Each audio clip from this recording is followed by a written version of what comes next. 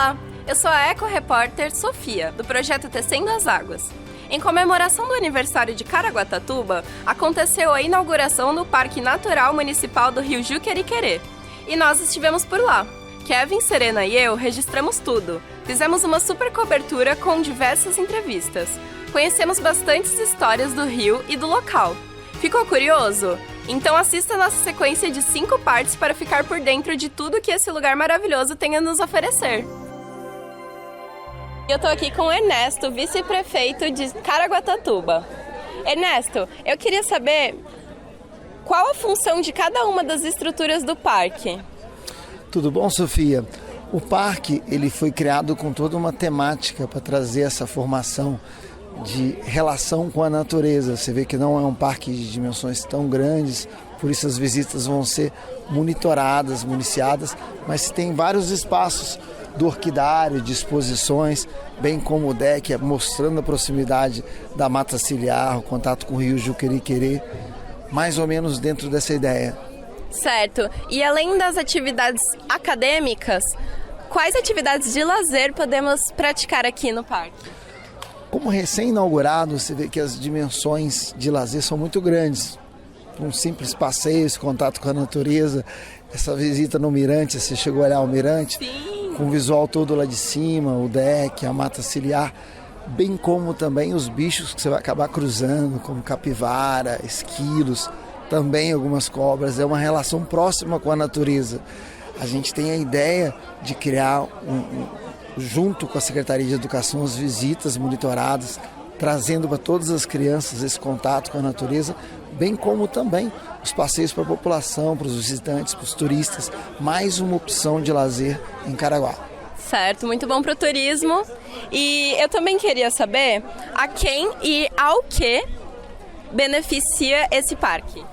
Beneficia a todos, valorizando a natureza. Você vê que é um investimento junto com o Estado e município, associação de forças e financiamento no contexto de trazer essa formação básica de amor à natureza, de preservação, de contato com toda essa flora que encanta a todos. Então, mesmo não sendo uma dimensão tão grande, é um exemplo de muito como é a nossa Mata Atlântica.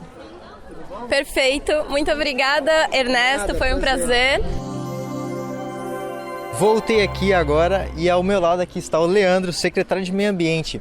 Leandro, a quem compete a gestão do rio?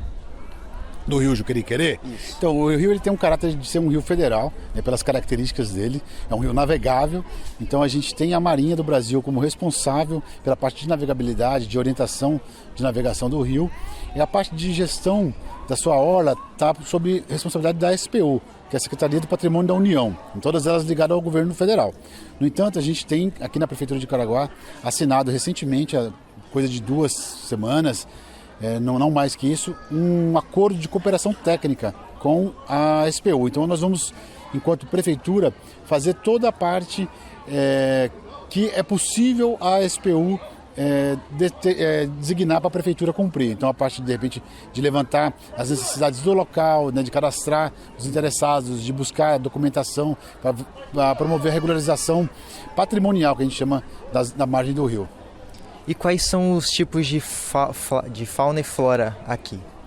Então, a gente tem uma variedade enorme, né? Praticamente todas as espécies que ocorrem, tanto da fauna como da flora, nessa região a gente encontra dentro do parque, né? Aqui a gente está falando de uma floresta alta de Restinga, né?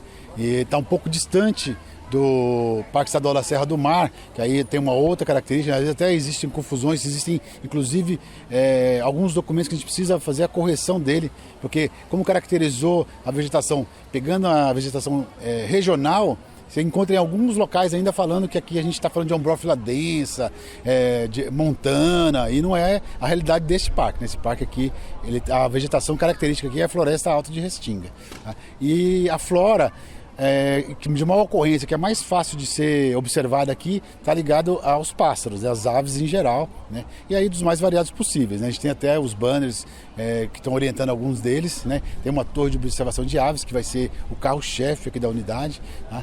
E agora a fauna digamos, anfíbios, ou mesmo uma megafauna, uma fauna maior e tal, é um pouco mais raro, né? Porque o parque está dentro de uma região urbana, né? Mas a gente encontra aqui uns animais de médio porte, né? Alguns gambás, né? O saruê, como as pessoas falam. A gente tem a presença aqui também da capivara, serpentes de algumas espécies aqui também presente, é bem comum.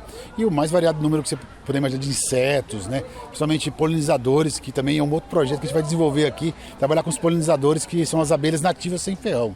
Caramba, que legal. Incrível esse trabalho. E como é que vai ser realizadas as atividades acadêmicas aqui?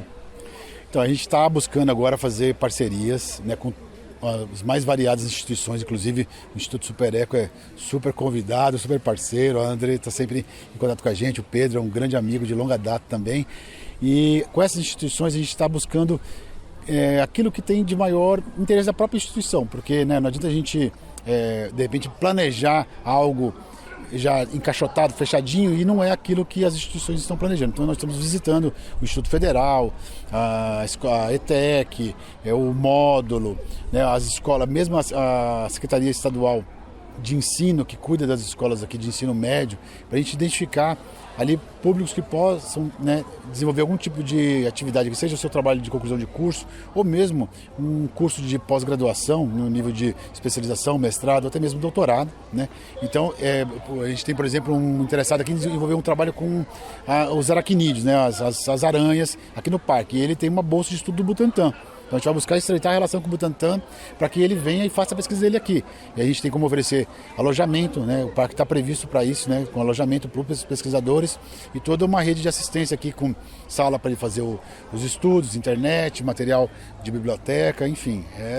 É um parque que está em construção, né?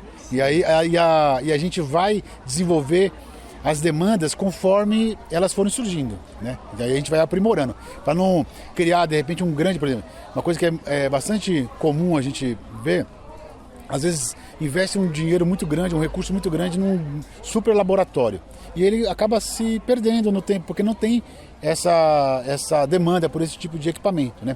Porque às vezes a própria universidade já tem o seu laboratório. É muito mais fácil você oferecer às vezes o campo para o pesquisador, né? E deixar que aqui ele faça as pesquisas dele e depois desenvolva isso no seu próprio laboratório. Então isso tudo a gente vai sentindo conforme os parceiros forem aparecendo e a gente firmando essas parcerias.